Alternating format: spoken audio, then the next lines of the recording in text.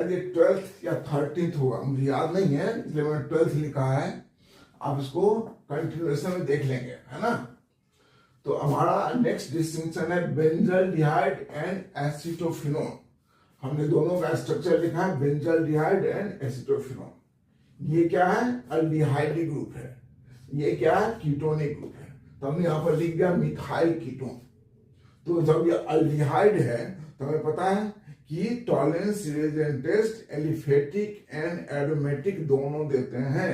तो हमने यहाँ लिखा टॉलरेंस टेस्ट, कंपाउंड लिखा, एब्जॉर्प्शन क्या लिख दिया? Silver mirror, gives silver mirror. Reaction भी लिख दिया। रिएक्शन लिखना जरूरी होता है ना, पूरे मार्क्स के लिए रिएक्शन लिखना जरूरी होता है। तो बेंजल्डिहाइड प्लस टॉलरेंस रिएजेंट क्या देता है? Silver mirror. यहां नहीं देता है तो कुछ नहीं लिखेंगे। अब बताओ दूसरा क्या हो सकता है? तो आपने अब लिखा हुआ मिथाइल कीटोन, तो ये आइडोफॉर्म टेस्ट देगा ना? ये नहीं देगा। तो यहां दूसरा क्या लिखेंगे हम लोग? आइडोफॉर्म, है ना, iodoform test.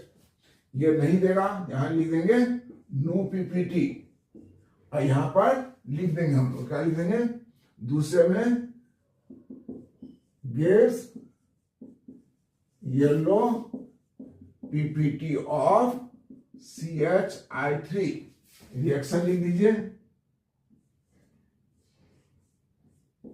Right. Methyl ketone plus क्या लिखेंगे? NaOH plus I2। या तो आप ऐसे लिखें या इसके बदले में क्या लिख सकते हो बताओ? NaOI भी लिख सकते हैं, है ना। तो ये वाला पार्ट क्या होगा? ऑक्सीडाइज होगा और रिमेनिंग क्या बन जाएगा? Sodium salt of fatty acid Na, और दूसरा आपका CHI3 येलो पीपीटी। याद आया? तो इस तरह से इतना मुझे लिख देना है, इसमें नो पीपीटी कुछ नहीं लिखना।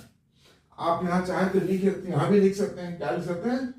Compound plus I2 plus NaOH, और यहां लिख दिया आपने नो पीपीटी, वहां लिख दिया आपने गिव्स येलो पीपीटी।